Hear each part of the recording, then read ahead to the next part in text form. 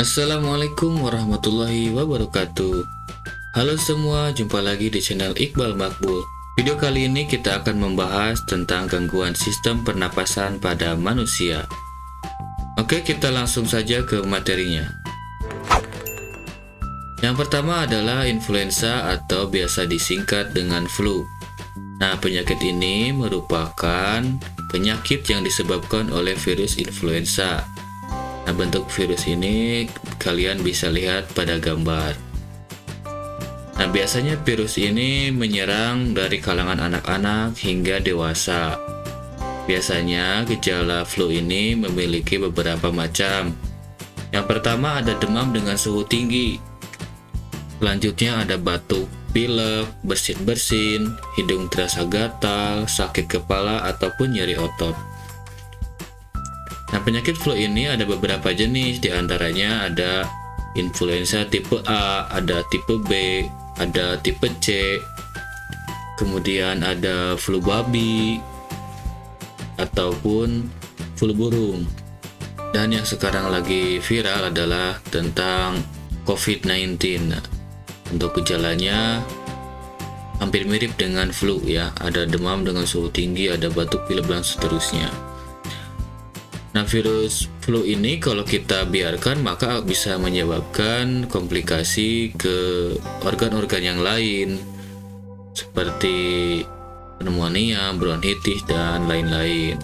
Oleh karena itu, kita harus selalu menjaga kesehatan dengan cara mencuci tangan, menggunakan masker, dan selalu mengkonsumsi makanan-makanan yang sehat.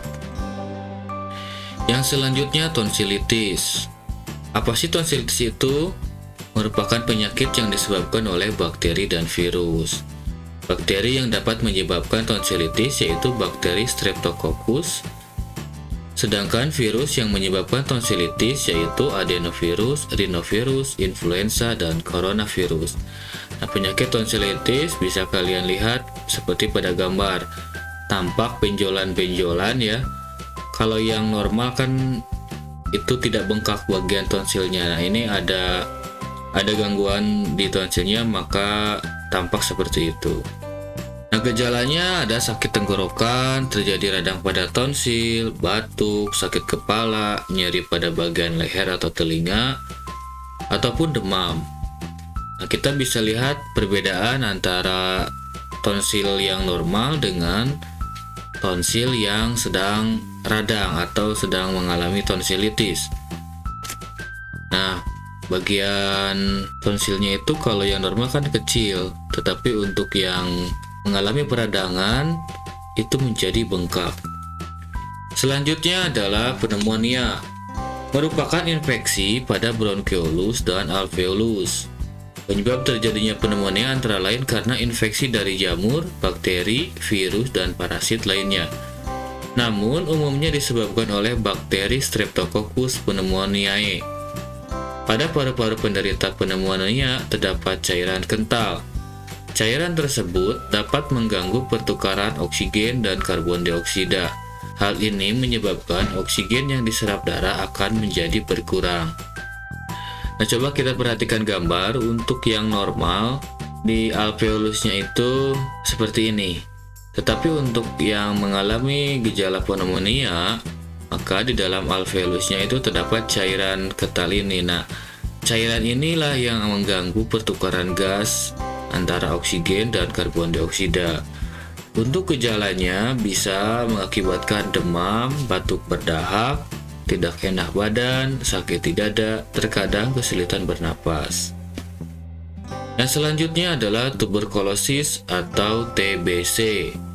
Penyakit ini disebabkan oleh infeksi bakteri Mycobacterium tuberculosis. Selain paru-paru, bakteri ini bisa menyebabkan infeksi pada bagian tubuh yang lain. Gejala penyakit TBC yang pertama mudah lelah. Kita mengerjakan sesuatu yang ringan saja akan cepat lelah kalau sudah terkena penyakit TBC. Kemudian berat badan turun drastis, lesu, hilang nafsu makan, batuk berdarah, demam tinggi, berkeringat di malam hari, dan sakit di bagian dada. TBC dapat dideteksi melalui pemeriksaan dahak.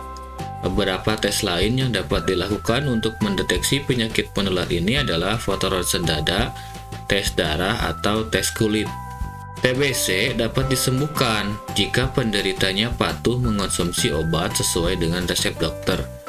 Untuk mengatasi penyakit ini, penderita perlu minum beberapa jenis obat untuk waktu yang cukup lama, minimal 6 bulan. Jadi orang yang kena TBC itu harus minum obat tanpa terlewat satu kali pun. Jika terlewat, maka biasanya akan kembali ke awal ya. Jadi yang punya penyakit TBC harus patuh, benar-benar patuh ya. Jangan malas-malasan minum obat biar sembuh penyakitnya. Yang selanjutnya adalah asma. Nah, asma ini merupakan salah satu kelainan yang menyerang saluran pernapasan.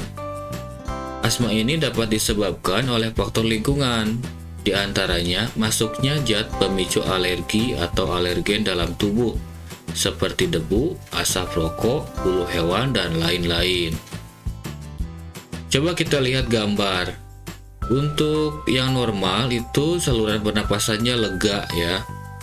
Nah, beda kalau yang asma, terjadi penyempitan pada saluran pernapasan, sehingga akibatnya kita akan kesulitan bernapas. Nah, masuknya alergen akan memicu tubuh untuk menghasilkan senyawa kimia, yaitu prostaglandin dan histamin. Nah, senyawa ini yang dapat memicu penyempitan saluran pernapasan.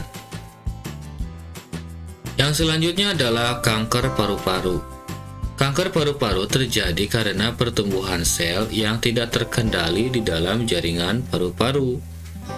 Kemudian gejala penderita kanker paru-paru yaitu batuk disertai darah, berat badan turun drastis, napas pendek, sakit pada bagian dada. Oke teman-teman, itu saja untuk video kali ini tentang gangguan sistem pernapasan pada manusia. Silakan teman-teman tambahkan di kolom komentar untuk penyakit lain yang berhubungan dengan sistem pernapasan. Terima kasih sudah menonton. Assalamualaikum warahmatullahi wabarakatuh.